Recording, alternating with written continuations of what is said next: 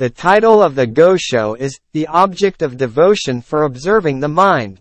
Let's first listen to the background of this Gosho. Nichiren Daishonin completed this work, one of his most important, in the 4th month of 1273, during his exile at Ichinosawa on the island of Sado.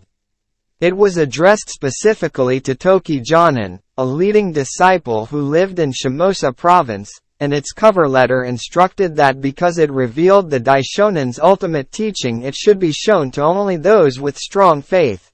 In another of his major works, The Opening of the Eyes, written on Sado Island a year earlier, the Daishonin explains the object of devotion in terms of the person.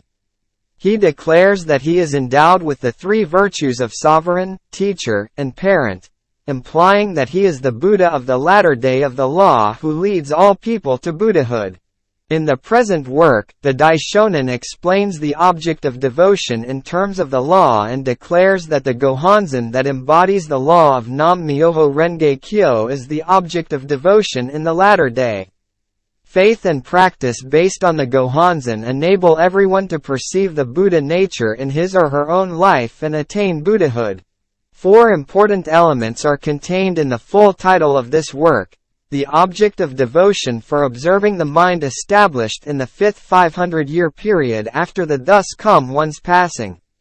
They are the time, the Buddha's teaching, the people's capacity, and the law.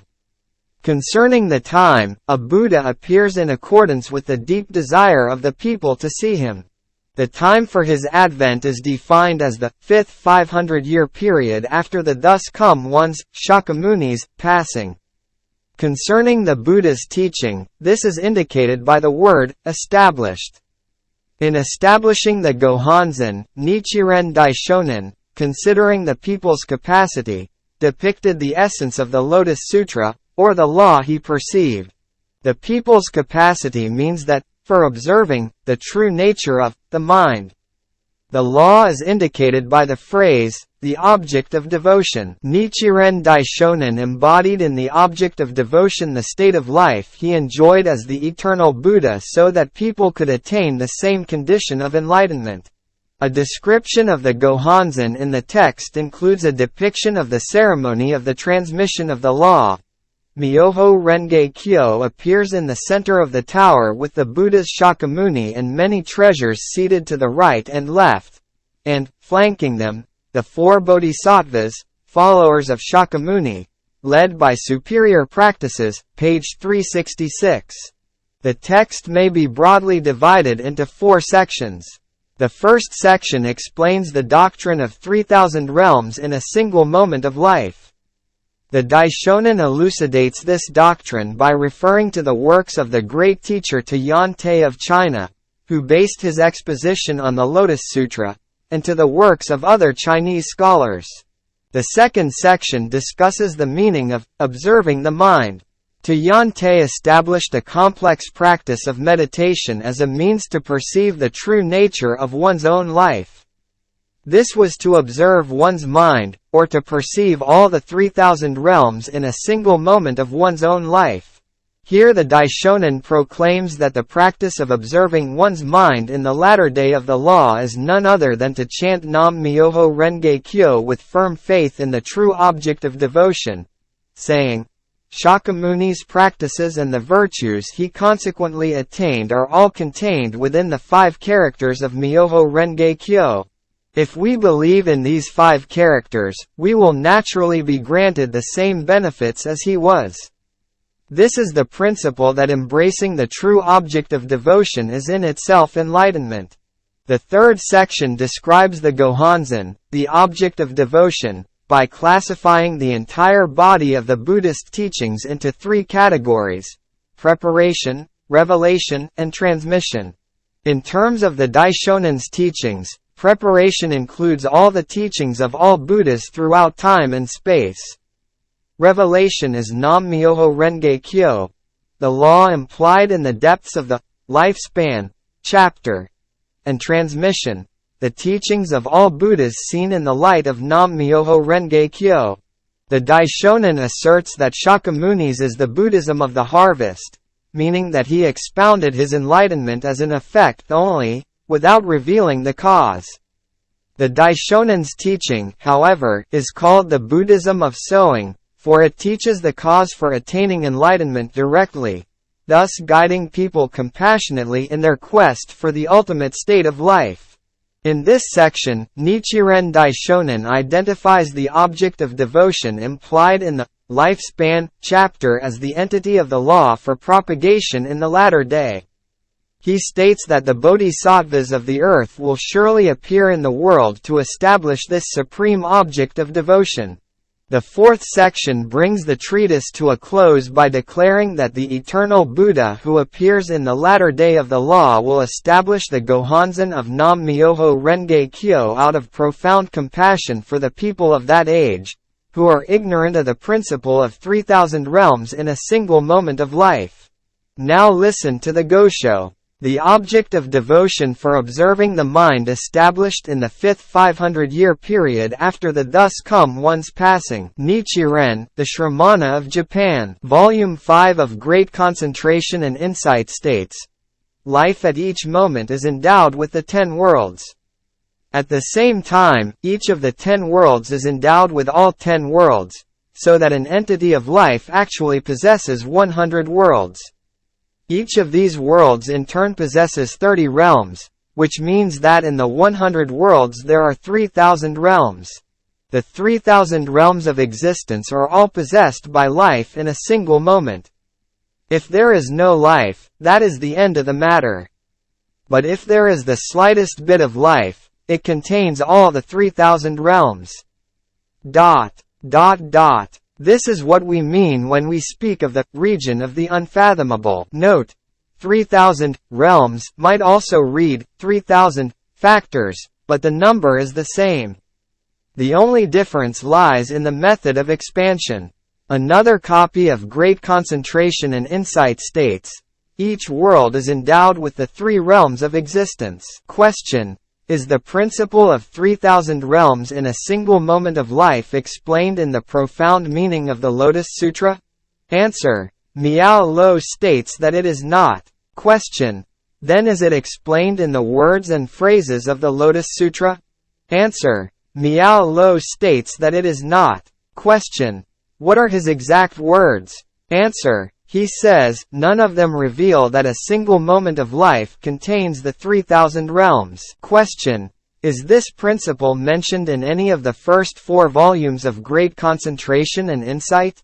Answer: no, it is not. Question: what proof is there of this? Answer: Miao Lo says, when at last he revealed the method of meditation in Great Concentration and Insight, he at the same time employed the 3,000 realms as a way to understand. Question: Volume 2 of Profound Meaning states, each of the 10 worlds contains the other 9, and in those 100 worlds are 1,000 factors. Volume 1 of Words and Phrases states, each sense field is endowed with the 10 worlds, each of which again is endowed with all of the 10 within itself. Since each of those 100 worlds is endowed with the 10 factors, the total becomes 1,000. The profound meaning of the perceiver of the world's sounds. Chapter comments, the 10 worlds are all mutually inclusive, thus making 100 worlds. 1,000 factors are inherent in life. Even though these are not visible, life by its nature possesses all of them. Isn't the principle of 3,000 realms in a single moment of life mentioned in the first 4 volumes of Great Concentration and Insight? Answer: Miao Lo says it is not. Question: what does he say exactly? Answer: Volume 5 of the Annotations on Great Concentration and Insight reads, in comparison with the chapter on correct meditation, the preceding chapters fall short of describing the practice in its entirety. But they do contain the 25 preparatory exercises that lead to understanding, and thus they provide the expedient means to the correct practice. The first 6 chapters, then, are all meant to bring about understanding. Also in the same volume, when at last he revealed the method of meditation in Great Concentration and Insight, he at the same time employed the 3,000 realms as a way to understand. This principle is the ultimate revelation of his final and supreme teaching. That is why Chōnin states in his introduction, to Great Concentration and Insight, Great Concentration and Insight reveals the teaching that Toyonte Chi-che himself practiced in the depths of his being. He had good reason for saying this. I hope that those who read this work and seek to understand it will not allow their minds to be distracted by anything else. Toyonte Chi-che propagated his teachings for 30 years. During the first 29 years, expounding the doctrines contained in Profound Meaning, Words and Phrases, and other works, he explained the 5 periods and the 8 teachings as well as the 100 worlds and 1,000 factors. He not only refuted the erroneous doctrines of the preceding more than 500 years, but also clarified matters that had not been fully explained by the Buddhist scholars of India. The great teacher Chōnin states, even the great scholars of India were not in a class with him, and the Chinese teachers, well, one need hardly mention them. This is no idle boast, the doctrine he taught was indeed of such excellence. How pitiful that Toyonte's successors allowed those thieves, the founders of the Flower Garland and True Word schools, to steal the priceless gem of 3,000 realms in a single moment of life and then, ironically, became their followers. The great teacher Chōnin was fully aware this would happen when he remarked in sorrow, if this teaching should be lost, it would be a tragedy for the future. Question. What is the difference between the principle of the 100 worlds and 1,000 factors and that of 3,000 realms in a single moment of life? Answer. The former concerns only sentient beings, but the latter applies to both sentient and insentient beings. Question. If insentient beings are endowed with the 10 factors, is it correct to assume that plants and trees have minds and can attain Buddhahood like sentient beings? Answer. This is a matter that is difficult to believe and difficult to understand. Toyonte defined 2 points that are difficult to believe and difficult to understand. One lies in the realm of doctrinal teachings and the other in the realm of meditative practice. With regard to the former, in the sutras preached before the Lotus Sutra we read that persons of the 2 vehicles and IC Chantikas, or persons of incorrigible disbelief, are forever barred from attaining Buddhahood, and that Shakyamuni Buddha, the Lord of Teachings, attained enlightenment for the first time in this world. Nevertheless, we find that the theoretical and the essential teachings of the Lotus Sutra repudiate both these statements. One Buddha who says 2 things as opposite as fire and water, who could believe him? This is the point that is difficult to believe and difficult to understand, in the realm of doctrinal teachings. The point that is difficult to believe and difficult to understand, in the realm of meditative practice concerns the principle of the 100 worlds and 1,000 factors and that of 3,000 realms in a single moment of life, which explains that even insentient beings are endowed with the 10 factors of life, and that they are endowed with both material and spiritual aspects. Both the Buddhist and the non-Buddhist scriptures permit wooden or painted images to be used as objects of devotion, but Toyonte and his followers were the first to explain the principle behind this practice. If a piece of wood or paper lacked the cause and effect of Buddhahood, in either the material or the spiritual aspect, it would be futile to rely on it as an object of devotion. Question. What authority do you have for stating that a plant, a tree, or a land manifests cause and effect, or the 10 factors?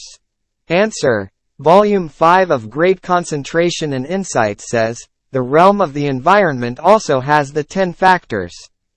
Thus an evil land has appearance, nature, entity, power, and so on. Volume 6 of the Annotations on the Profound Meaning of the Lotus Sutra states, appearance exists only in what is material, nature exists only in what is spiritual. Entity, power, influence, and relation in principle combine both the material and the spiritual. Internal cause and latent effect are purely spiritual. Manifest effect exists only in what is material. The Diamond Scalpel states, a plant, a tree, a pebble, a speck of dust.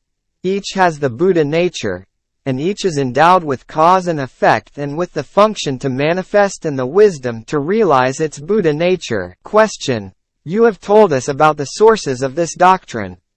Now what is meant by the observation of the mind? Answer. The observation of the mind means to observe one's own mind and to find the 10 worlds within it. This is what is called observing the mind. For example, though we can see the 6 sense organs of other people, we cannot see our own. Only when we look into a clear mirror do we see, for the first time, that we are endowed with all 6 sense organs. Similarly, various sutras make reference here and there to the 6 paths and the 4 noble worlds that constitute the 10 worlds, but only in the clear mirror of the Lotus Sutra and of the great teacher Toyante's great concentration and insight can one see one's own 10 worlds, 100 worlds and 1,000 factors, and 3,000 realms in a single moment of life. Question. What part of the Lotus Sutra do you refer to, and what section of Toyante's commentaries? Answer. The expedient means chapter in Volume 1 of the Lotus Sutra states, the Buddhas wished to open the door of Buddha wisdom to all living beings. This refers to the world of Buddhahood inherent in the 9 worlds. The lifespan chapter states, thus, since I attained Buddhahood, an extremely long period of time has passed. My lifespan is an immeasurable number of Asamkhya kalpas, and during that time I have constantly abided here without ever entering extinction. Good men, originally I practiced the Bodhisattva way, and the lifespan that I acquired then has yet to come to an end but will last twice the number of years that have already passed. Here the sutra refers to the 9 worlds inherent in Buddhahood. The sutra states, Devadatta will be called the thus come one heavenly king. This indicates that the world of hell also contains Buddhahood. In the sutra it says, there were demon daughters, the first named Lamba. The Buddha said to them, if you can shield and guard those who accept and uphold the mere name of the Lotus Sutra, your merit will be immeasurable. Thus, the world of hungry spirits contains all the 10 worlds. When the sutra speaks of the dragon girl attaining impartial and correct enlightenment, it is indicating that the world of animals has the 10 worlds. The sutra says that, by listening to one verse or one phrase of the sutra, the Asura king Balan will attain supreme perfect enlightenment. Thus the world of Asuras contains the 10 worlds. The sutra says, if there are persons who for the sake of the Buddha fashion and set up images, then all have attained the Buddha way, meaning that the world of human beings contains the 10 worlds. The sutra states that the great heavenly king Brahma and the other deities declared, we too in the same way will surely be able to attain Buddhahood. Thus the world of heavenly beings contains the 10 worlds. The sutra says, Shariputra will be able to become a Buddha with the name Flower Glow thus come one. Thus the world of voice hearers contains the 10 worlds. The sutra says, those who seek to become pratyeka Buddhas, monks, and nuns, all press their palms and with reverent minds wish to hear the teaching of perfect endowment. Thus the world of pratyeka Buddhas, or cause-awakened ones, has the 10 worlds. The sutra describes the bodhisattvas who emerged from the earth, numerous as the dust particles of 1,000 worlds, and who declared, we ourselves wish to gain this great law, true and pure. Thus the world of bodhisattvas contains the 10 worlds. The sutra says, sometimes I speak of myself, sometimes of others. Thus the world of Buddhahood contains the 10 worlds. Question. Although I can see both my own 6 sense organs and those of others, I cannot see the 10 worlds in myself or others. How can I believe in them? Answer. The Teacher of the Law, chapter of the Lotus Sutra says, this Lotus Sutra is the most difficult to believe and the most difficult to understand. In describing how difficult it will be to fulfill the teachings of the Lotus Sutra after the Buddha's passing, the treasure tower chapter speaks of the 6 difficult and 9 easy acts. The great teacher Toki states, because the theoretical and the essential teachings of the Lotus Sutra contradict all the earlier sutras, they are extremely difficult to believe and difficult to understand. The great teacher Chang'an comments, the Buddha intended these as his ultimate teachings. How could they ever be easy to understand? The great teacher Dengyo says, the Lotus Sutra is the most difficult to believe and to understand because in it the Buddha directly revealed what he had attained. Those who were born in the days of Shakyamuni Buddha and heard his teachings in person had formed deep karmic bonds with him in past existences. In addition, Shakyamuni Buddha, the Lord of Teachings, as well as many treasures Buddha, the Buddhas of the 10 directions who are Shakyamuni's emanations, the countless bodhisattvas of the earth, and the other bodhisattvas such as Manjushri and Maitreya, aided them and encouraged them to believe, but even then there were those who failed to take faith. 5,000 people left the assembly, arrogantly thinking that they had understood what they had not. All human and heavenly beings, other than those already present in the assembly, were moved to other worlds. How much more difficult it was to believe in the Lotus Sutra after the Buddha's passing, in the former and middle days of the law, and even more difficult it is now at the beginning of the latter day of the law. If it were easy for you to believe in, it would not be the Buddha's correct teaching. Question. The passages from the Lotus Sutra and the explanations by Toki, Chang'an, and others that you have cited are free from obscurities and doubtful points. But you seem to be saying that fire is water, or that black is white. Although they are the teachings of the Buddha, I find it difficult to accept them. Now I look repeatedly at people's faces, but I see only the human world. I do not see the other worlds. And the same is true when I look at my own face. How am I to believe in the 10 worlds? Answer. When we look from time to time at a person's face, we find him or her sometimes joyful, sometimes enraged, and sometimes calm. At times greed appears in the person's face, at times foolishness, and at times perversity. Rage is the world of hell, greed is that of hungry spirits, foolishness is that of animals, perversity is that of asuras, joy is that of heaven, and calmness is that of human beings. These worlds, the 6 paths, are all present in the physical appearance of the person's face. The remaining 4 noble worlds are hidden and dormant and do not appear in the face, but if we search carefully, we can tell that they are there. Question. Although I am not entirely certain about the 6 paths, it would appear from what you have said that we possess them. But what about the 4 noble worlds that cannot be seen at all? Answer. Earlier you doubted that the 6 lower worlds exist within the human world, but when I illustrated the point through an analogy, you understood. Perhaps it will be the same with the 4 noble worlds.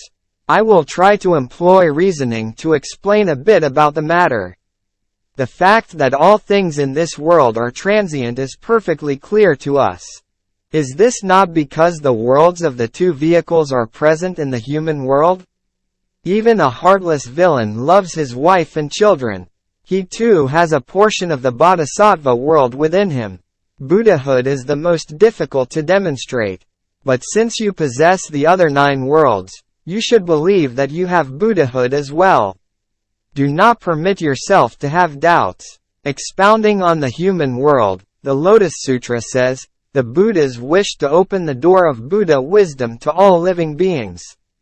The Nirvana Sutra states, those who study the teachings of the Great Vehicle, though they have the eyes of ordinary beings, are said to have the eyes of the Buddha. That ordinary people born in the latter age can believe in the Lotus Sutra is due to the fact that the world of Buddhahood is present in the human world. Question. The Buddha clearly explained that each of the 10 worlds has the same 10 worlds within itself. Nonetheless, I find it difficult to believe that our base hearts could be endowed with the world of Buddhahood. If I cannot believe it, I will become an Ichantaka. With your great compassion, please help me believe, and save me from the torture of the Avicii hell. Answer. You have already seen and heard the sutra passage concerning the one great reason why the Buddhas appear in the world. If you still do not believe, then how can anyone, from Shakyamuni Buddha on down to the four ranks of bodhisattvas or we ordinary people of the latter age who are at the stage of being a Buddha in theory, save you from disbelief? Nevertheless, I will try to explain. After all, some could not attain enlightenment through the direct teaching of the Buddha, but were able to do so later through the preaching of Ananda and other disciples. People can attain enlightenment in two ways: by meeting the Buddha and hearing the Lotus Sutra, or by believing in the sutra even though they do not meet the Buddha.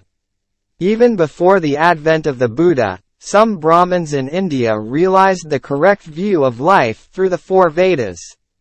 In China before the arrival of Buddhism, some realized the correct view through Taoism and Confucianism.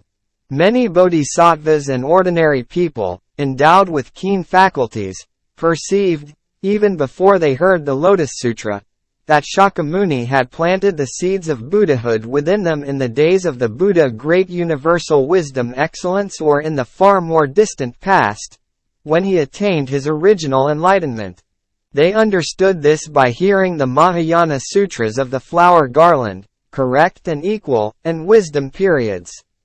They were like the Pratyeka Buddhas, who could perceive the impermanence of life, at the sight of scattering blossoms or falling leaves. These, then, are the type of people who gained the way through teachings other than the Lotus Sutra. But many who neither received the seeds of Buddhahood nor formed ties with the Buddha in past existences cling to Hinayana or provisional Mahayana teachings. And even if they are fortunate enough to encounter the Lotus Sutra, they cannot advance beyond their Hinayana or provisional Mahayana views. They are convinced that their own views are correct, and as a result they place the Lotus Sutra on the same level as the Hinayana Sutras or the provisional Mahayana Sutras such as the Flower Garland and the Mahavairochana. Some even regard the Lotus Sutra as subordinate to these. The Buddhist teachers who preach such views of the Lotus Sutra are inferior to the worthies and sages of Confucianism and Brahmanism. But let us set this matter aside for the moment. The mutual possession of the 10 worlds is as difficult to believe as fire existing in a stone or flowers within a tree. Yet under the right conditions such phenomena actually occur and are believable. To believe that Buddhahood exists within the human world is the most difficult thing of all. As difficult as believing that fire exists in water or water in fire. Nevertheless, the dragon is said to produce fire from water and water from fire, and although people do not understand why, they believe it when they see it occur. Since you now believe that the human world contains the other 8 worlds, why are you still unable to include the world of Buddhahood? The Chinese sage kings Yao and Shun were impartial toward all people. They manifested one aspect of Buddhahood within the human world. Bodhisattva never disparaging saw the Buddha in everyone he met, and Prince Siddhartha was a human who became a Buddha.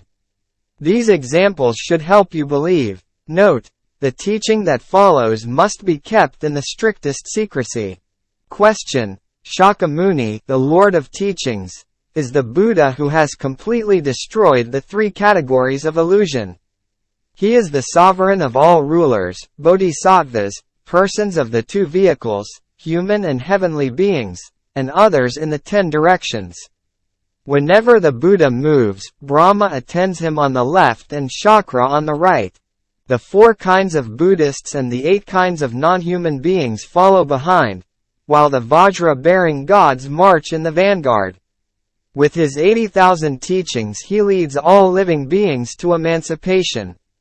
How could a Buddha such as this dwell in the hearts of us ordinary people? Both the teachings before the Lotus Sutra and the theoretical teaching of the Lotus Sutra itself tell us that Shakyamuni Buddha attained enlightenment for the first time in this world. Searching for the cause of his enlightenment, we find that he practiced bodhisattva austerities in past existences as Prince Earnest Donor, Bodhisattva learned youth, King Shibi, and Prince Sattva. The Buddha practiced his austerities for 3 Asamkhya kalpas or 100 major kalpas, or for kalpas equal in number to countless dust particles, or for countless Asamkhya kalpas, or from the time he first set his mind on enlightenment, or for as long as major world system dust particle kalpas. He served as many as 75, 76, or 77,000 Buddhas, passed through innumerable kalpas and, having completed his practice, became, in this life, Shakyamuni Buddha, the Lord of Teachings. Are you saying that within each of us exists the world of the Bodhisattva, which is endowed with all the blessings the Buddha attained as a result of his practice? Looking into the results of his practice, we see that Shakyamuni Buddha, the Lord of Teachings, first attained enlightenment in this life. For more than 40 years the Buddha revealed himself in 4 different ways in the 4 kinds of teachings. Thus, by expounding the pre-Lotus Sutra teachings, the theoretical teaching, and the Nirvana Sutra, he was able to benefit all living beings. When he preached the Lotus Treasury World, in the Flower Garland Sutra, Shakyamuni appeared as Vairocana Buddha seated on the lotus pedestal with other Buddhas surrounding him in the 10 directions. When he preached the Agama Sutras, he appeared as a Buddha who had eliminated illusions and attained the way by practicing 34 kinds of spiritual purification. When he preached the correct and equal sutras, he was accompanied by a great multitude of Buddhas. 1,000 Buddhas joined him when he preached the Wisdom Sutras. In the Mahavairochana and Diamond Crown Sutras, he made a dignified appearance as the 1,200 and more honored ones. In the Treasure Tower chapter of the theoretical teaching of the Lotus Sutra, the Buddha manifested himself in 4 different ways, corresponding to the 4 kinds of lands. When the Buddha preached the Nirvana Sutra, those assembled saw him variously as a Buddha 16 feet tall, as having a small or large body, as Vairocana Buddha, or as a Buddha with a body as vast as space. Thus he manifested 4 kinds of bodies. When the Buddha passed into extinction at the age of 80, he left his relics to benefit people in the former, middle, and latter days of the law. Now, the essential teaching of the Lotus Sutra says that Shakyamuni Buddha, the Lord of Teachings, attained Buddhahood numberless major world system dust particle kalpas ago, and that the cause that made this possible was the practice he had carried out at that time. Since then he has manifested emanation bodies throughout the worlds of the 10 directions and preached all the sacred teachings of his lifetime to teach and convert people as numerous as the dust particles of the land. When we compare the number of disciples in the essential teaching with that of disciples in the theoretical teaching, the former is like the ocean, and the latter, like a drop of water, or the one, like a great mountain, and the other, like a speck of dust. What is more, a bodhisattva of the essential teaching is far superior to any bodhisattva of the theoretical teaching, including Manjushri, perceiver of the world's sounds, or any of the others who gathered from the worlds in the 10 directions. The difference between them is even greater than that between chakra and a monkey. Are you saying that besides these bodhisattvas, the persons of the 2 vehicles who obtained their enlightenment by destroying their illusions, Brahma, Chakra, the gods of the sun and moon, the 4 heavenly kings, the 4 wheel-turning kings, and the immense flames of the great citadel of the hell of incessant suffering, all beings and all things in the 10 directions are inherent in the 10 worlds and in the 3,000 realms of our own lives? Even if you say that this is what the Buddha taught, I still cannot believe it. When we consider the matter in this light, we see that the sutras that came before the Lotus Sutra are genuine in both substance and wording.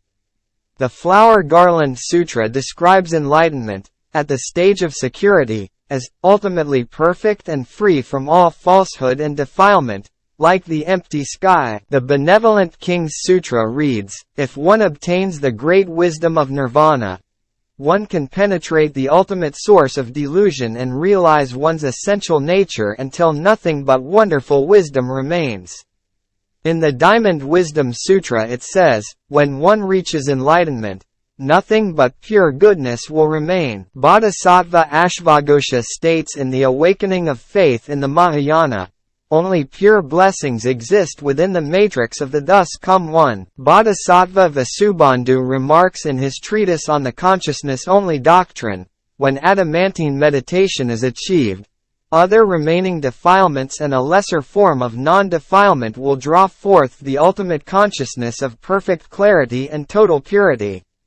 Then, being no longer necessary, they will be abandoned forever. A careful comparison of the Lotus Sutra and the sutras taught before it shows that those sutras are innumerable, and that they have been taught over a long time. Therefore, although both are the Buddha's teachings, if these two contradict each other, you should accept the earlier sutras. Bodhisattva Ashvagosha was the Buddha's 11th successor, whose appearance had been foretold by the Buddha himself. Vasubandhu was the author of 1,000 treatises and was numbered among the 4 ranks of bodhisattvas. How then can you believe the great teacher Tayante, a lowly priest living far away from the birthplace of Buddhism who interpreted the sutras but did not write a single treatise? Still, I might be able to disregard the many and accept the few, if the Lotus Sutra said anything to prove this point. But where in the sutra can you find any passages that definitely verify the mutual possession of the 10 worlds, the 100 worlds and 1,000 factors, and 3,000 realms in a single moment of life? In the Lotus Sutra we find the following passage. He, the Buddha, has rooted out evil from among the phenomena. Neither Bodhisattva Vasubandhu's treatise on the Lotus Sutra nor Bodhisattva Saramati's treatise on the treasure vehicle of Buddhahood makes any mention of the mutual possession of the 10 worlds. Nor are there any writings by the great teachers of the northern and southern schools in China, or by the priests of the 7 temples of Japan, that expound this principle. It is simply Tayante's own biased view, and Dengyo made the mistake of transmitting it.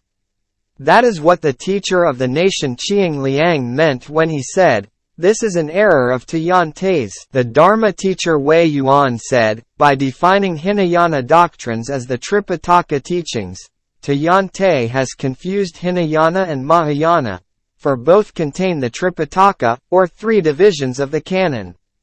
Ryoko criticized him, saying, Tayante is the only one who did not understand the true meaning of the Flower Garland Sutra. Tokuitsu reproached him, saying, "See here, Chi, whose disciple are you? With a tongue less than 3 inches long you slander the teachings that come from the Buddha's long broad tongue that can cover even his face." The great teacher Kobo commented, "The Buddhist teachers of China vied with one another to steal the gi of the Dharanis or true word, and claim that it is the possession of their own school. Thus, the doctrine of 3,000 realms in a single moment of life is not mentioned in either the provisional or the true teaching of Shakyamuni Buddha. It did not appear in the writings of any of the 4 ranks of Indian scholars, and no Chinese or Japanese teacher has ever espoused it. How then do you dare to believe it?" Answer: your criticisms are extremely harsh. Nonetheless, the differences between the Lotus Sutra and the other sutras are clear from the text of the sutras themselves. In them we find statements that the Buddha did not reveal the truth in the first 42 years of his teaching, and that he will reveal it in the Lotus Sutra. Many treasures Buddha and the Buddhas of the 10 directions presented themselves to attest to the truth of the Lotus Sutra, something they did not do for any other sutra. With the Lotus Sutra Shakyamuni enabled the people of the 2 vehicles to attain Buddhahood, whereas with the earlier sutras he did not. In the earlier sutras he stated that he attained enlightenment for the first time in this world, but in the Lotus Sutra he revealed that his enlightenment actually occurred in the remote past. I will now address the problems posed by the scholars you mentioned above. The great teacher Tayante comments, Vasubandhu and Nagarjuna clearly perceived the truth in their hearts, but they did not teach it. Instead, they employed the provisional Mahayana teachings, which were suited to the times. The Buddhist teachers who came later, however, were biased in their understanding, and the scholars obstinately clung to their own views, until in the end they began to battle with one another. Each defended one small corner of the teachings and thereby completely departed from the sacred way of the Buddha. The great teacher Chang'an says of Tiantai, even the great scholars of India were not in a class with him, and the Chinese teachers, well, one need hardly mention them. This is no idle boast. The doctrine he taught was indeed of such excellence. In their hearts Vasubandhu, Nagarjuna, Ashvaghosha, Saramati, and other Buddhist scholars knew the doctrine of 3,000 realms in a single moment of life, but they did not reveal it to others because the time for it to be expounded had not yet come. As for the Buddhist teachers in China who proceeded to Yantai, some kept this treasure in their hearts, and others knew nothing about it. Among those who came after him, some accepted this doctrine only after first trying to disprove it, and others never accepted it at all. Concerning the passage in the Lotus Sutra that you quoted, he, the Buddha, has rooted out evil from among the phenomena. Here the Buddha is referring to a teaching from one of the earlier sutras. But when you take a closer look at the sutra, it is clear that the mutual possession of the 10 worlds is being explained. For, in the same sutra, this passage is found. The Buddhas wish to open the door of Buddha wisdom to all living beings. Tiantai comments on this passage as follows. If people do not possess innate Buddha wisdom, how could the Buddha say he wanted to open it? One must understand that Buddha wisdom is inherent in all human beings. The great teacher Chang'an concludes, how could people open the door to and realize their Buddha wisdom if it did not exist within them? How could a person show the poor woman her treasure repository if the treasure repository did not exist? It is, however, extremely difficult to convince you that Shakyamuni Buddha, the Lord of Teachings, exists within us, just as the other 9 worlds do. Therefore, he gives us this admonishment beforehand.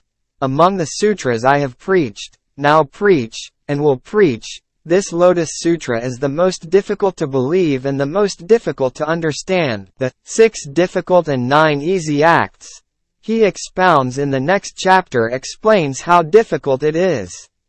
Hence the great teacher Tiantai states, because the theoretical and the essential teachings of the Lotus Sutra contradict all the earlier sutras, they are extremely difficult to believe and difficult to understand.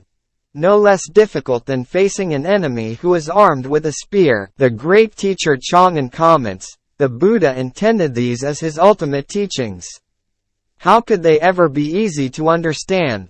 The great teacher Dengyo remarks, the Lotus Sutra is the most difficult to believe and to understand because in it the Buddha directly revealed what he had attained. In the more than 1800 years after the Buddha's passing, only 3 persons throughout the 3 countries perceived this correct doctrine. They are Shakyamuni Buddha of India, the great teacher Tiantai Chi-che of China, and the great teacher Dengyo of Japan. These 3 men are all Buddhist sages. Question. What about Nagarjuna and Vasubandhu? Answer. Those sages knew, but did not expound it. They expounded part of the theoretical teaching, but did not expound either the essential teaching or the truth that the Buddha had observed in his mind. Perhaps the people in their age were capable of believing it, but the time was not ripe to expound it.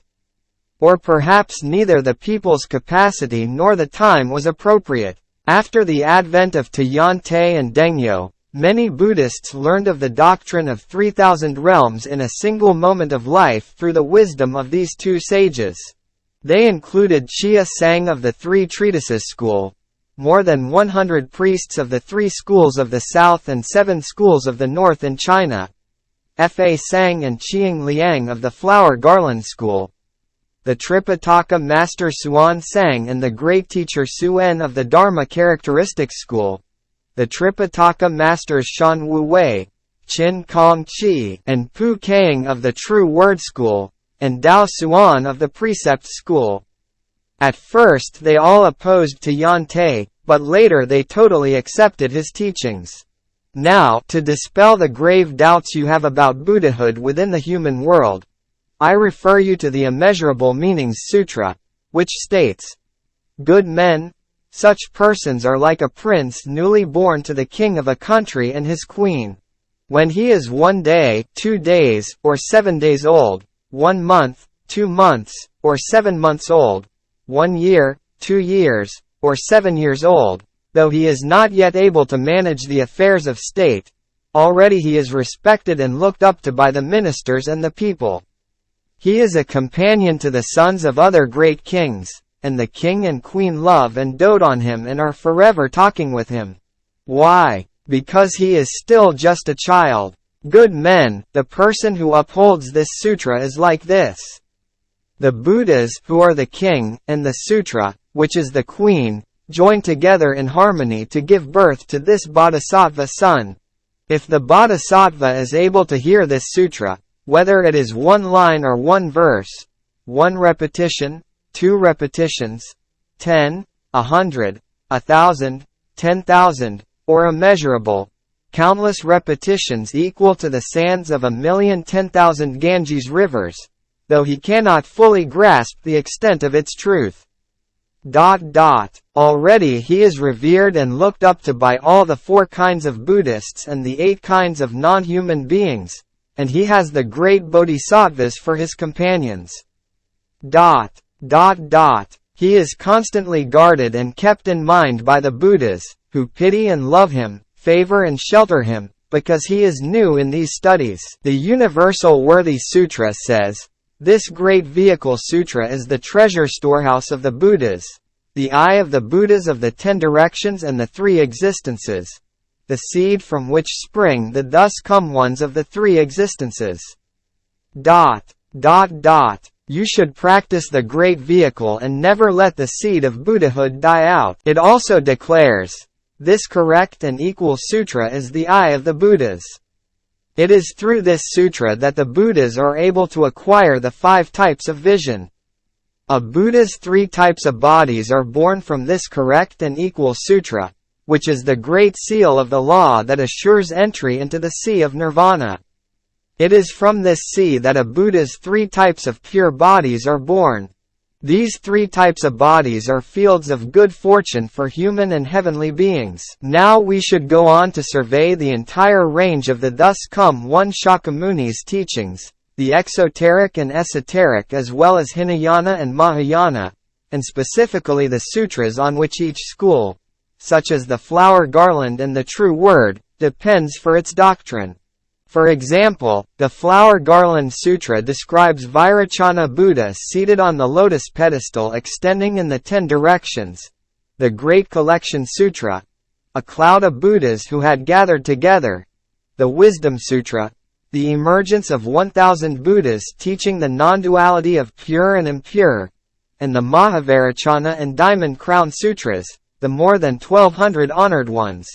These sutras all explain the past practices of Shakyamuni Buddha and the Buddhahood he consequently attained in this life, but they do not reveal the original cause for his enlightenment in the remote past.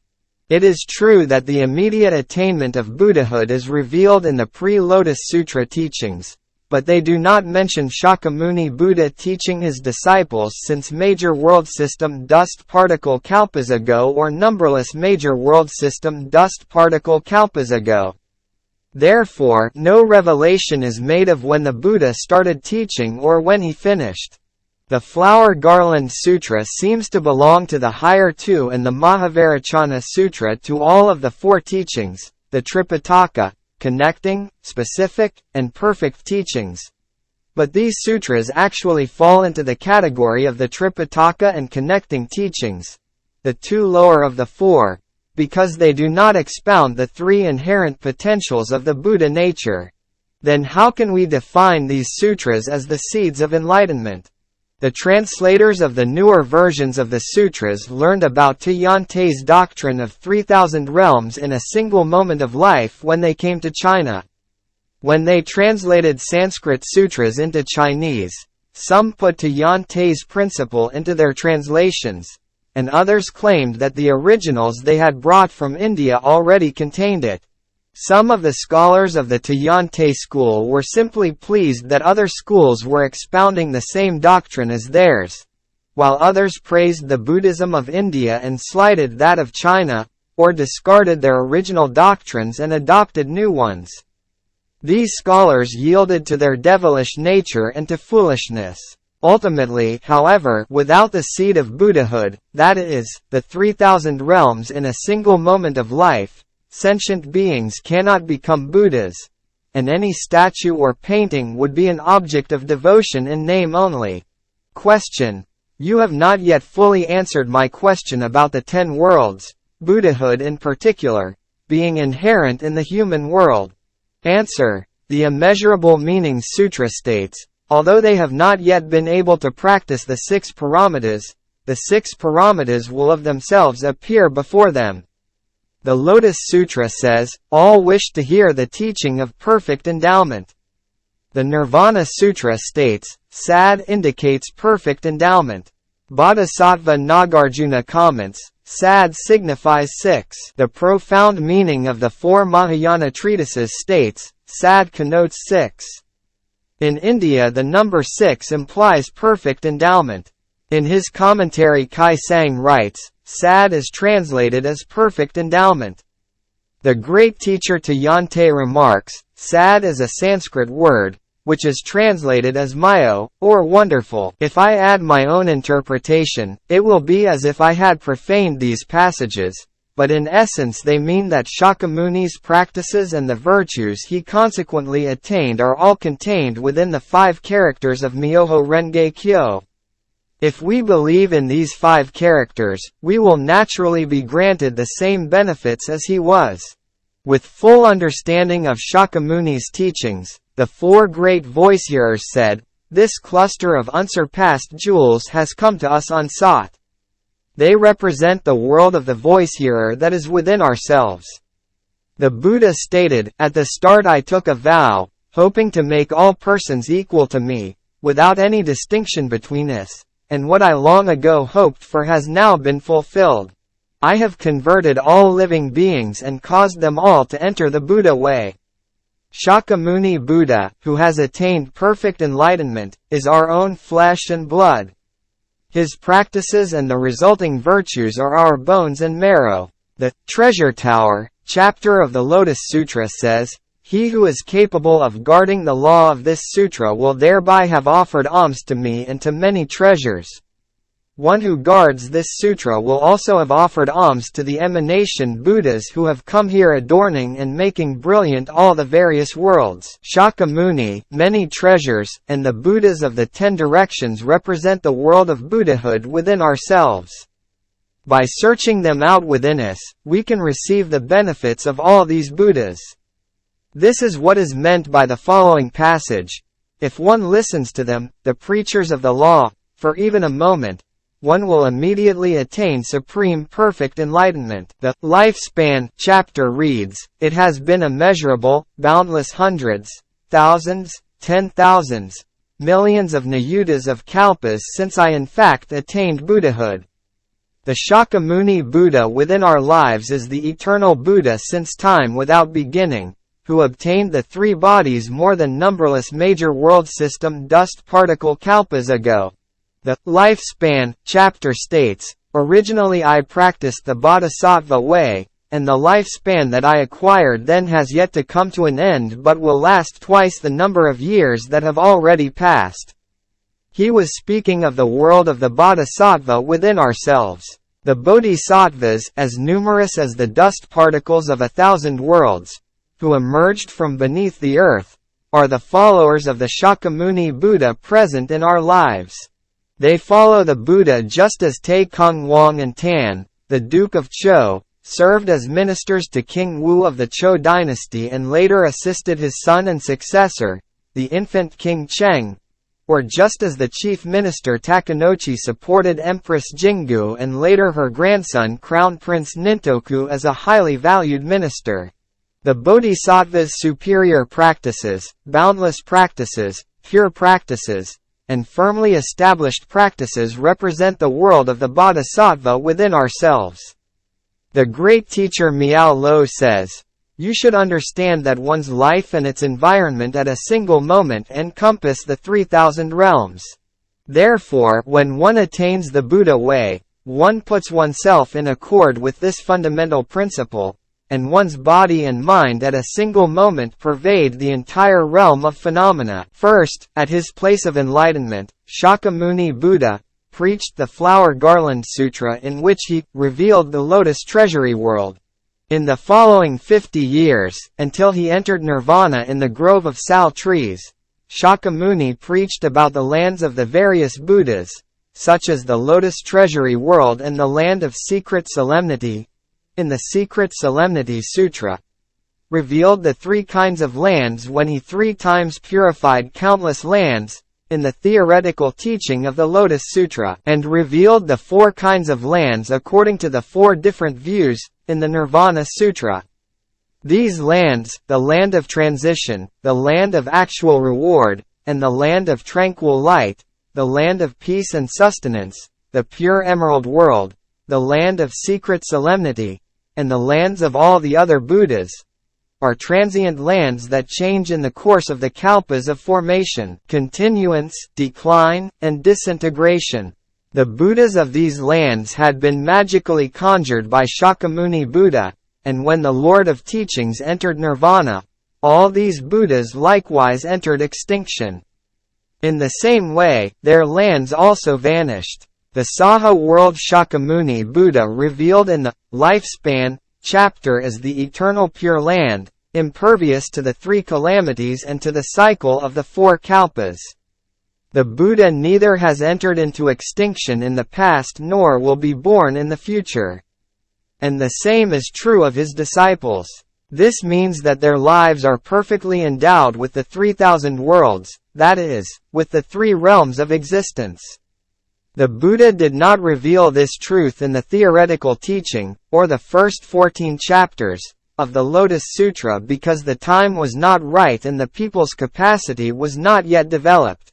Shakyamuni Buddha did not transmit the 5 characters of Nam-myoho-renge-kyo, the heart of the essential teaching of the Lotus Sutra, even to the Bodhisattvas Manjushri and Medicine King, let alone to any lesser disciples. He summoned from beneath the earth the great Bodhisattvas as numerous as the dust particles of 1,000 worlds and, as he preached the 8 chapters, transferred it solely to them. The true object of devotion is described as follows. The treasure tower sits in the air above the Saha world that the Buddha of the essential teaching, identified as the pure and eternal land, Myoho-renge-kyo, appears in the center of the tower with the Buddhas Shakyamuni and many treasures seated to the right and left, and, flanking them, the 4 bodhisattvas, followers of Shakyamuni, led by superior practices. Manjushri, Maitreya, and the other bodhisattvas, who are all followers of the 4 bodhisattvas, are seated below. All the other major and minor bodhisattvas, whether they are disciples of the Buddha in his transient status or of the Buddhas of the other worlds, are like commoners kneeling on the ground in the presence of nobles and high-ranking court officials. The Buddhas who gathered from the other worlds in the 10 directions all remain on the ground, showing that they are only temporary manifestations of the eternal Buddha and that their lands are transient, not eternal and unchanging. During the entire 50 years of Shakyamuni's teaching, only in the last 8 years did he preach the 28 chapters of the Lotus Sutra. Again, of all these chapters, only in the 8 chapters did he reveal and transfer the object of devotion to the bodhisattvas of the earth. During the 2 millennia of the former and middle days of the law, statues were made showing Mahakashyapa and Ananda flanking the Shakyamuni Buddha of Hinayana, and Manjushri and Universal Worthy flanking the Shakyamuni Buddha of the Provisional Mahayana, the Nirvana Sutra, and the theoretical teaching of the Lotus Sutra. Even though statues and paintings were made of these Shakyamuni Buddhas during the 2 millennia, no image or statue was made of the Buddha of the lifespan chapter. Only in the latter day of the law will the representation of that Buddha appear. Question. During the 2000 years of the former and middle days of the law, the 4 ranks of bodhisattvas and the teachers constructed images of and built temples and pagodas for Buddhas of other worlds or for the Shakyamuni Buddha of Hinayana, of provisional Mahayana, of the pre-Lotus Sutra teachings, or of the theoretical teaching of the sutra. No one in India, China, or Japan, however, neither rulers nor subjects, revered the object of devotion of the lifespan chapter of the essential teaching and the 4 great bodhisattvas. Though I think I generally understand what you are saying, I have never heard such a thing before, and therefore it startles my ears and perplexes my mind. Will you explain it to me again in greater detail? Answer. All the teachings that Shakyamuni Buddha expounded during his lifetime, all the 8 volumes and 28 chapters of the Lotus Sutra, the first 4 flavors of teachings that preceded the sutra, and the Nirvana Sutra that came after the Lotus, make an unbroken series of teachings like one perfect sutra. These teachings can be divided into 3 parts: preparation, revelation, and transmission. Preparation indicates the part from the Flower Garland Sutra, his first preaching at the place of enlightenment, to the Wisdom Sutras. Revelation indicates the 10 volumes of the Immeasurable Meanings Sutra, the Lotus Sutra, and the Universal Worthy Sutra, and transmission indicates the Nirvana Sutra. The 10 volumes of the Revelation section likewise can be divided into these 3 parts. The Immeasurable Meanings Sutra and the Introduction chapter of the Lotus Sutra are preparation. The 15.5 chapters from the Expedient Means chapter to the 19-line verse of the Distinctions in Benefits chapter or revelation. The remaining 11.5 chapters and 1 volume, from the section in the Distinctions in Benefits chapter clarifying the 4 stages of faith for people in the Buddha's lifetime to the Universal Worthy Sutra, or transmission. The 10 volumes of the Immeasurable Meanings Sutra, the Lotus Sutra, and the Universal Worthy Sutra can also be divided into 2 parts: theoretical and essential. Each part has the 3 divisions. In the theoretical teaching, preparation comprises the Immeasurable Meanings Sutra and the Introduction chapter of the Lotus Sutra. Revelation comprises 8 chapters, from the Expedient Means through the Prophecies chapters, and transmission comprises 5 chapters, from the Teacher of the Law to the Peaceful Practices. The Buddha of the theoretical teaching declared that he first attained Buddhahood in this life. He revealed the 100 worlds and 1,000 factors inherent in life, but he did not expound their eternal nature. Since the theoretical teaching of the Lotus Sutra thus directly reveals a part of the Buddha's own enlightenment, it excels all the other sutras that the Buddha had preached, now preached, or would preach, and is the correct teaching that is difficult to believe and difficult to understand. The relationship between Shakyamuni Buddha and his disciples can be traced back to the time when, as the 16th son of the Buddha Great Universal Wisdom Excellence, he planted the seeds of Buddhahood in their lives. In Shakyamuni's present lifetime, a few of these disciples discovered the seeds when they heard the Flower Garland Sutra and the other teachings of the first 4 flavors. This was not, however, the Buddha's true intention. Their discovery through these teachings was like poison having a positive effect. Ordinary people and the persons of the 2 vehicles came to the Lotus Sutra gradually through the first 4 flavors of teachings. They then revealed the seeds of Buddhahood from within themselves and were able to obtain the fruit of enlightenment. Among the human and heavenly beings who listened to the 8 chapters for the first time in Shakyamuni's days, some took the seeds into their lives by hearing just a single phrase or verse. Some nurtured and harvested the seeds they had received. Others brought their seeds to fruition when they came to the Universal Worthy and Nirvana Sutras. Still others appeared in the former, middle, or latter day of the law and, through the Hinayana and provisional Mahayana teachings, obtained the fruit of enlightenment of the Lotus Sutra. These last are like the disciples in Shakyamuni's lifetime who discovered their seeds of Buddhahood through the first 4 flavors of teachings. Preparation, revelation, and transmission also exist in the 14 chapters of the essential teaching of the Lotus Sutra. The first half of the Emerging from the Earth chapter is preparation. The latter half of this chapter, the Lifespan chapter, and the first half of the following Distinctions in Benefits chapter, 1 chapter and 2 halves, are revelation. The remainder is transmission. The Buddha of the essential teaching denies that he first attained Buddhahood in this life. The difference between the theoretical and the essential teachings is as great as that between heaven and earth.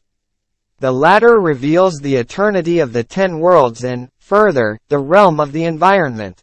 The theoretical teaching, the first 4 flavors of teachings, the Immeasurable Meanings Sutra, and the Nirvana Sutra were all preached according to the capacities of the people. All these teachings that fall into the 3 categories of preaching are therefore easy to believe and easy to understand. In contrast, the essential teaching, which transcends the 3 categories, is difficult to believe and difficult to understand, for it directly reveals the Buddha's own enlightenment.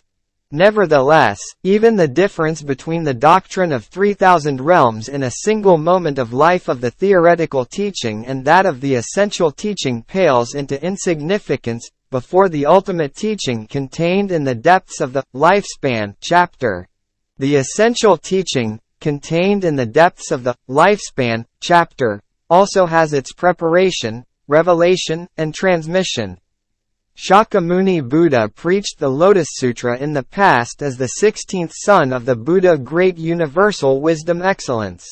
When he appeared in his present life, in India, he also preached teachings for some 50 years, from the Flower Garland Sutra to the 14 chapters of the theoretical teaching, of the Lotus Sutra, and the Nirvana Sutra. All these sutras as well as the countless sutras of the Buddhas of the 10 directions and the 3 existences are preparation for revealing the heart of the Lifespan chapter. All the teachings other than the 1 chapter and 2 halves are Hinayana in nature and erroneous. Not only do they fail to lead to enlightenment, but also they lack the truth. Those who believe in them are meager in virtue, heavy with defilement, ignorant, poor, solitary, and like birds and beasts, that do not know their own parents. The first half of the Lotus Sutra and the sutras preceding it contain the perfect teaching, but even this is not the cause for Buddhahood. Much less so are teachings of a Hinayana nature, such as the Mahavairochana Sutra. It is out of the question to think that the scholars and teachers of the 7 schools, including the Flower Garland and the True Word, preach the cause for attaining Buddhahood. These inferior sutras seem to fall within the Tripitaka, connecting, and specific teachings, but actually they are no better than the lowest 2. They may maintain that their doctrines are incomparably profound, but nowhere do they clarify when the Buddha planted the seeds of Buddhahood, or when he nurtured and reaped them. These doctrines are no different from Hinayana, which demands that one reduce one's body to ashes and annihilate one's consciousness, for they do not reveal when the Buddha started teaching and when he finished. If a consort of a king were to conceive by a beast, her baby would be inferior to a Chandala. Setting aside these lesser teachings, the 8 chapters of the Revelation section, the 2nd through the 9th chapters, of the theoretical teachings seem to have been expounded for the sake of the persons of the 2 vehicles rather than for the ordinary people and bodhisattvas in Shakyamuni's lifetime. From a more profound viewpoint, they are intended for the ordinary people after the Buddha's passing, in the former, middle, and latter days of the law, and, in particular, for the ordinary people in the beginning of the latter day. Question: on what authority do you say so? Answer. The Teacher of the Law, chapter of the Lotus Sutra states, since hatred and jealousy toward this sutra abound even when the thus come one is in the world, how much more will this be so after his passing? The Treasure Tower, chapter states, they, the Buddhas, make certain that the law will long endure. The thus come one many treasures, I myself, and these emanation Buddhas who have gathered here, surely know this is our aim. Look at what the encouraging devotion and peaceful practices chapters state about the future. The theoretical teaching was preached for the people after Shakyamuni Buddha's passing. As regards the essential teaching, it was addressed exclusively to the people early in the latter day of the law. On the surface, the Buddha seems to have preached this teaching for the enlightenment of the people of his day. He planted the seeds of Buddhahood in their lives in the remote past, numberless major world system dust particle kalpas ago, and nurtured the seeds through his preaching as the 16th son of the Buddha, great universal wisdom excellence, major world system dust particle kalpas ago, and through the first 4 flavors of teachings and the theoretical teaching in this life. Then with the essential teaching he brought his followers to the stage of near perfect enlightenment and finally to that of perfect enlightenment. In actuality, however, the essential teaching bears no resemblance whatsoever to the theoretical teaching. The preparation, revelation, and transmission of the essential teaching are intended entirely for the beginning of the latter day of the law. The essential teaching of Shakyamuni's lifetime and that revealed at the beginning of the latter day are both pure and perfect, in that both lead directly to Buddhahood. Shakyamuni's, however, is the Buddhism of the harvest, and this is the Buddhism of sowing. The core of his teaching is 1 chapter and 2 halves, and the core of mine is the 5 characters of the Daimoku alone. Question. On what authority do you say that the essential teaching is meant for the generations of the latter day of the law? Answer. The Emerging from the Earth chapter states, at that time the Bodhisattvas Mahasattva who had gathered from the lands of the other directions, greater in number than the sands of 8 Ganges rivers, stood up in the midst of the great assembly, pressed their palms together, bowed in obeisance, and said to the Buddha, World-honored one, if you will permit us in the age after the Buddha has entered extinction to diligently and earnestly protect, embrace, read, recite, copy, and offer alms to this sutra in the Saha world, we will preach it widely throughout this land. At that time the Buddha said to the Bodhisattvas Mahasattva, leave off, good men. There is no need for you to protect and embrace this sutra. This statement totally contradicts the Buddha's exhortations in the preceding 5 chapters from the Teacher of the Law to the Peaceful Practices. In the latter part of the Treasure Tower chapter is the passage, in a loud voice he, Shakyamuni Buddha, addressed all the 4 kinds of believers, saying, who is capable of broadly preaching the Lotus Sutra of the wonderful law in this Saha world, Medicine King and the other great bodhisattvas, Brahma, Shakra, the gods of the sun and moon, and the 4 heavenly kings would have followed Shakyamuni's command before anything else even if no other Buddha had supported his exhortations. But many treasures Buddha and the Buddhas from throughout the 10 directions came to this world to exhort them to propagate the sutra after Shakyamuni's passing. Thus, hearing the Buddha's solemn appeal, the bodhisattvas all pledge, saying, we care nothing for our bodies or lives, for they desired solely to fulfill the Buddha's will. In the Emerging from the Earth chapter, however, the Buddha suddenly reversed himself and forbade all the bodhisattvas, more numerous than the sands of 8 Ganges rivers, from propagating the sutra in this world. We therefore face what appears to be an insoluble contradiction, one that is beyond ordinary understanding. The great teacher Tayante Chi-che gave 3 reasons for Shakyamuni's stopping the bodhisattvas, and 3 more for his summoning the bodhisattvas of the earth. Essentially, the great bodhisattvas taught by the Buddha in his transient status and the great bodhisattvas who gathered from the other worlds were not qualified to inherit the lifespan chapter that reveals the eternal Buddha's inner truth. At the dawn of the latter day, evil people who slander the correct teaching would fill the land, so Shakyamuni Buddha rejected the pledge of these bodhisattvas and instead summoned the multitude of great bodhisattvas from beneath the earth. He entrusted them with the 5 characters of Myoho-renge-kyo, the heart of the lifespan chapter, for the enlightenment of all beings in the land of Jambudvipa. The bodhisattvas taught by the Buddha in his transient status were also unqualified because they had not been the disciples of Shakyamuni Buddha since the time he had first set his mind on and attained enlightenment in the remote past. The great teacher Tayante states, "The Buddha said of the bodhisattvas of the earth, 'These are my disciples, destined to propagate my law.'" Miao Lo says, "The children propagate the law of the Father, and this benefits the world." The supplement to the words and phrases of the Lotus Sutra states, "The law embodied therein, in the Lotus Sutra, is the law that was realized countless kalpas in the past, and therefore it was entrusted to persons who had been the Buddha's disciples from countless kalpas in the past." In the Emerging from the Earth chapter, Bodhisattva Maitreya questioned Shakyamuni Buddha as follows.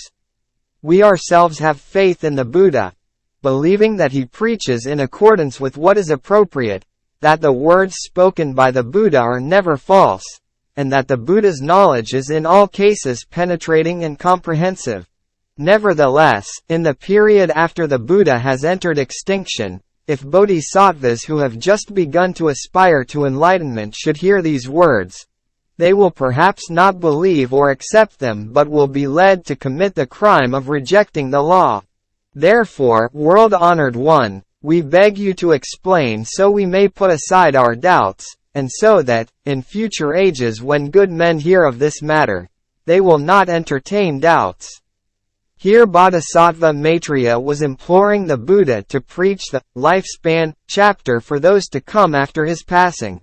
The lifespan chapter states, "Some are completely out of their minds, while others are not. Those children who have not lost their senses can see that this is good medicine, outstanding in both color and fragrance, so they take it immediately and are completely cured of their sickness." The sutra explains that all bodhisattvas, persons of the 2 vehicles, and human and heavenly beings received the seeds of Buddhahood numberless major world system dust particle kalpas ago. The seeds were nurtured by the preaching of the 16th son of the Buddha, great universal wisdom excellence, as well as by Shakyamuni Buddha's 4 flavors of teachings and the theoretical teaching of the Lotus Sutra. Then they finally gained the way when they heard the essential teaching of the Lotus Sutra. The lifespan chapter continues. Those who are out of their minds are equally delighted to see their father return and beg him to cure their sickness. But when they are given the medicine, they refuse to take it. Why? Because the poison has penetrated deeply and their minds no longer function as before. So although the medicine is of excellent color and fragrance, they do not perceive it as good. The father thinks to himself, "I must now resort to some expedient means to induce them to take the medicine." So he says to them, "I will leave this good medicine here. You should take it and not worry that it will not cure you." Having given these instructions, he then goes off to another land, where he sends a messenger home to announce. According to the Distinctions in Benefits chapter, the good medicine of the lifespan chapter is left for those in the evil age of the latter day of the law. Question: who is the messenger mentioned in the passage, "He sends a messenger home to announce"? Answer: it means the 4 ranks of sages. They fall into 4 categories. First, most of the 4 ranks of sages of Hinayana appeared in the first 500 years of the former day of the law, and, second, most of those of provisional Mahayana came in the second 500 years. Third, those of the theoretical teaching appeared mainly in the next 1,000 years. the middle day of the law, and the rest, in the beginning of the latter day. Fourth, the four ranks of sages of the essential teaching are the bodhisattvas emerging from the earth, numerous as the dust particles of 1,000 worlds, who are certain to appear in the beginning of the latter day. When the sutra says, he sends a messenger home to announce, it refers to the bodhisattvas of the earth. This good medicine is the heart of the lifespan chapter, or Nam-myoho-renge-kyo, which is endowed with name, entity, quality, function, and teaching. Since the Buddha would not entrust this good medicine even to the bodhisattvas of the theoretical teaching, how much less could he have done so to the bodhisattvas of other worlds? The supernatural powers chapter states, at that time the bodhisattvas Mahasattva who had emerged from the earth, numerous as the dust particles of 1,000 worlds, all in the presence of the Buddha single-mindedly pressed their palms together, gazed up in reverence at the face of the Honored One, and said to the Buddha, World Honored One, after the Buddha has entered extinction, in the lands where the emanations of the World Honored One are present, and in the place where the Buddha has passed into extinction, we will preach this sutra far and wide.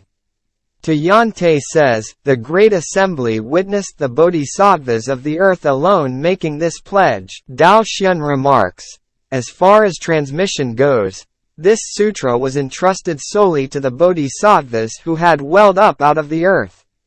The reason for this is that the law embodied therein is the law that was realized countless kalpas in the past, and therefore it was entrusted to persons who had been the Buddha's disciples from countless kalpas in the past. Bodhisattva Manjushri is a disciple of the Buddha immovable, who dwells in the golden-colored world to the east. Bodhisattva Perceiver of the World's Sounds is a disciple of the Buddha Infinite Life in the west. Bodhisattva Medicine King is a disciple of the Buddha Sun Moon Pure Bright Virtue. Bodhisattva Universal Worthy is a disciple of the Buddha Jeweled Dignity. They came to this Saha world to help Shakyamuni Buddha teach the people of his day. They were bodhisattvas of the provisional and theoretical teachings, and were not entrusted with the supreme law, so they could not possibly appear and propagate it in the latter day. In the Supernatural Powers chapter, the sutra states, at that time the World Honored One, before all these he displayed his great supernatural powers. He extended his long broad tongue upward till it reached the Brahma heaven. The other Buddhas, seated on lion seats underneath the numerous jeweled trees, did likewise, extending their long broad tongues. In no other sutra, whether Hinayana or Mahayana, exoteric or esoteric, is there a passage that describes Shakyamuni Buddha and all the other Buddhas, seated together, extending their tongues to the Brahma heaven. The Amida Sutra states that Buddhas covered a major world system with their broad long tongues, but lacks the truth that such a gesture would substantiate. The Wisdom Sutra tells how the Buddha's tongue covered a major world system and radiated infinite light when he expounded the prajna, wisdom. Yet this certainly cannot be a proof, comparable to that of the Supernatural Powers chapter. Because these two sutras include provisional teachings, they obscure the Buddha's enlightenment in the remote past. After the Buddha displayed his 10 supernatural powers, he entrusted the 5 characters of the mystic law to the bodhisattvas of the earth. As the sutra states, at that time the Buddha spoke to superior practices and the others in the great assembly of bodhisattvas, saying, the supernatural powers of the Buddhas, as you have seen, are immeasurable, boundless, inconceivable. If in the process of entrusting this sutra to others I were to employ these supernatural powers for immeasurable, boundless hundreds, thousands, 10,000s, millions of asamkhya kalpas to describe the benefits of the sutra, I could never finish doing so. To put it briefly, all the doctrines possessed by the Thus Come One, all the freely exercised supernatural powers of the Thus Come One, the storehouse of all the secret essentials of the Thus Come One, all the most profound matters of the thus come one. All these are proclaimed, revealed, and clearly expounded in this sutra. Toyante says, the passage that follows the words, "At that time the Buddha spoke to superior practices" constitutes the third stage of the chapter, the transfer of the essence of the Lotus Sutra. Dengyo states, the supernatural powers chapter says, to put it briefly, all the doctrines possessed by the thus come one are proclaimed, revealed, and clearly expounded in this sutra. From this it is clear that all the doctrines, all the freely exercised supernatural powers, the storehouse of all the secret essentials, and all the most profound matters possessed by the Buddha as the fruit of his enlightenment, all these are proclaimed, revealed, and clearly expounded in the Lotus Sutra. Demonstrating 10 supernatural powers, the Buddha transferred the 5 characters of Myoho-renge-kyo to the 4 great bodhisattvas: superior practices, firmly established practices, pure practices, and boundless practices. Miao Lo states that the first 5 of the 10 supernatural powers are meant for those living in Shakyamuni's lifetime, and the last 5 for the generations after his passing. But in a deeper sense all are intended for future generations. The Buddha confirmed this later in the same chapter, because after the Buddha has passed into extinction there will be those who can uphold this sutra. The Buddhas are all delighted and manifest immeasurable supernatural powers. The following entrustment chapter states, at that time Shakyamuni Buddha rose from his Dharma seat and, manifesting his great supernatural powers, with his right hand patted the heads of the immeasurable bodhisattvas Mahasattva and spoke these words, "Now I entrust it, the Lotus Sutra, to you." The Buddha first transferred the Lotus Sutra to the bodhisattvas of the earth, and then to the bodhisattvas taught by the Buddha in his transient status, the bodhisattvas of other worlds, Brahma, Shakra, the 4 heavenly kings, and others. Then, Shakyamuni Buddha caused the Buddhas who were emanations of his body and had come from the 10 directions to return each one to his original land, saying, "The Tower of Many Treasures Buddha may also return to its former position." After the bodhisattvas of the earth had departed, from the Medicine King chapter through the Nirvana Sutra, the Buddha transferred the sutra again to the people taught by him in his transient status and to the bodhisattvas from other worlds.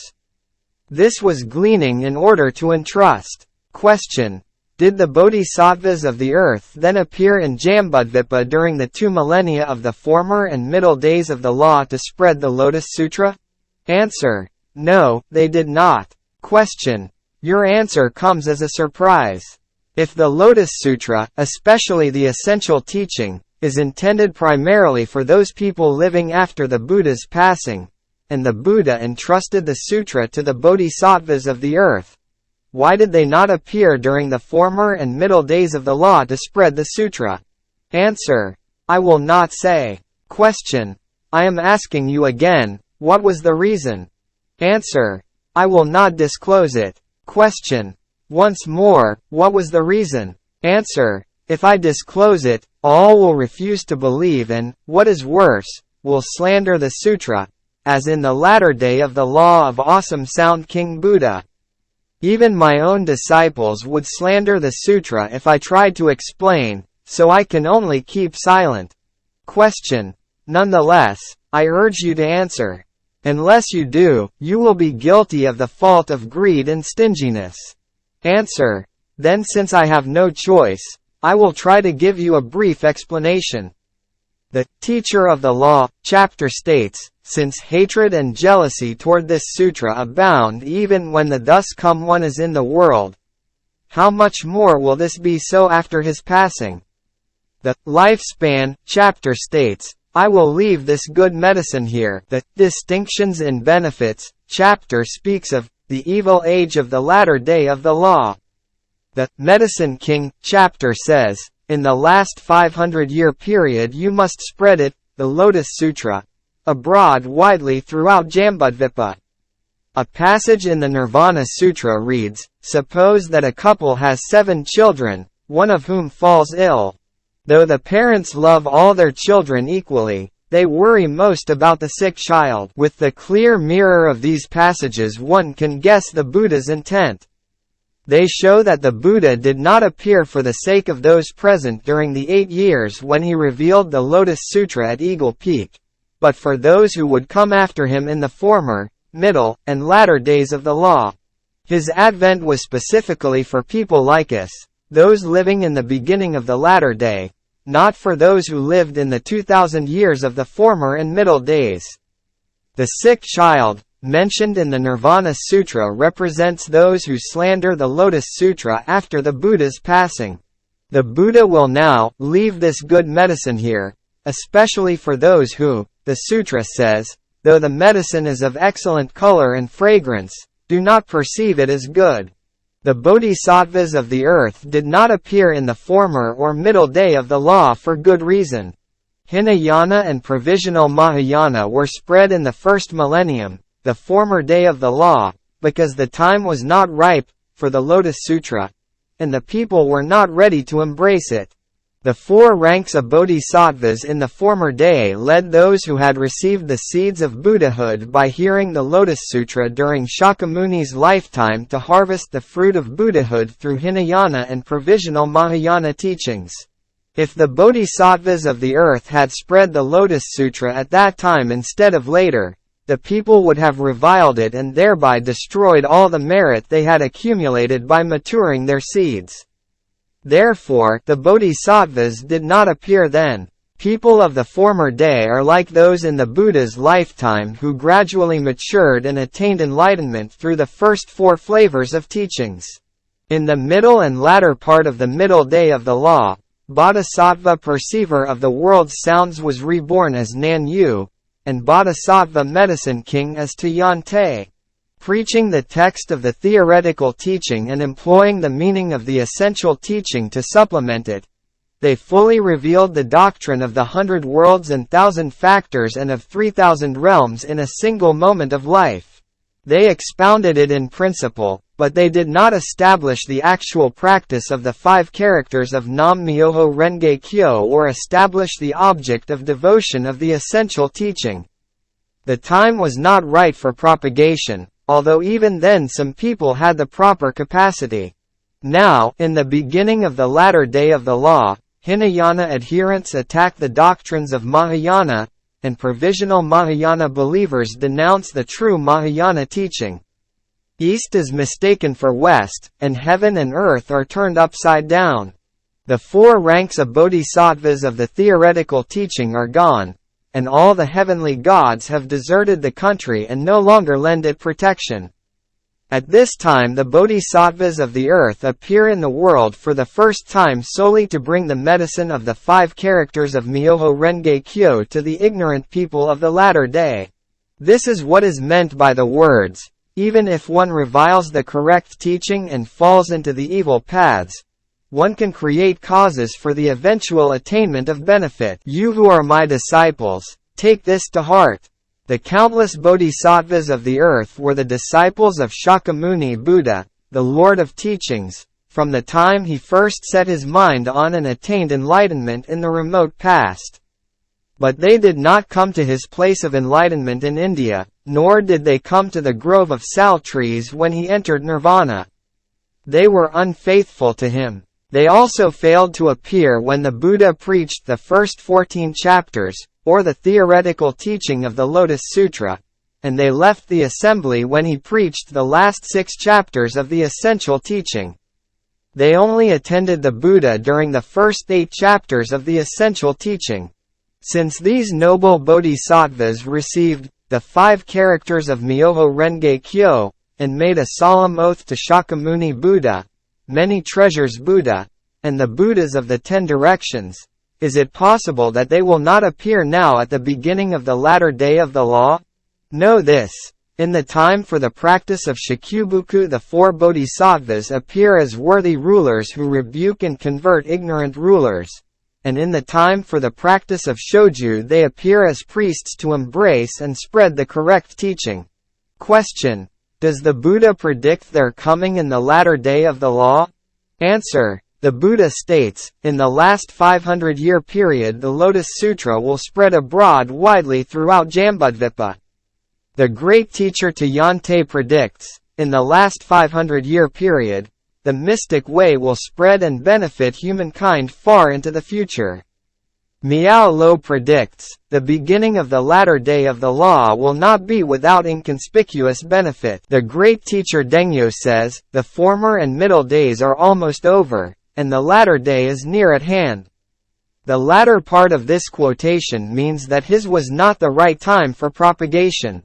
The great teacher Dengyo, who was living in Japan, foresaw the beginning of the latter day of the law, saying, speaking of the age, the propagation of the true teaching will begin in the age when the middle day of the law ends and the latter day opens. Regarding the land, it will begin in a land to the east of Tang and to the west of Katsu.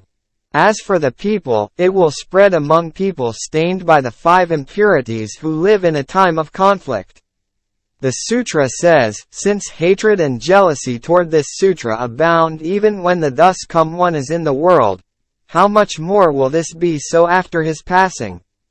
There is good reason for this statement. A time of conflict, in this commentary, refers to the 2 disasters of internal strife and invasion from the Western Sea that are occurring at present.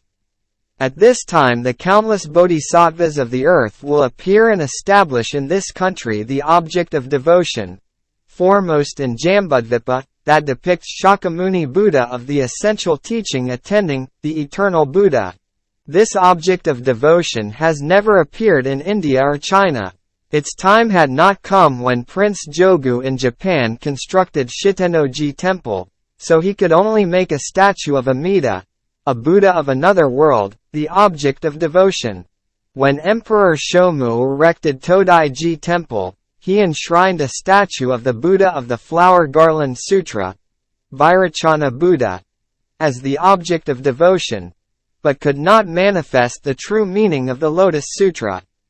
The great teacher Dengyo almost revealed the truth of the sutra. The time had not yet come, however, and so he built a statue of the Buddha of the eastern region, but did not represent the 4 bodhisattvas of the essential teaching in any form.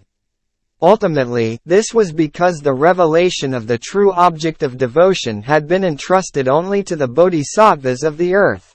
They have been waiting for the right time to emerge from beneath the earth and carry out the Buddha's decree. They did not appear in the former or middle day.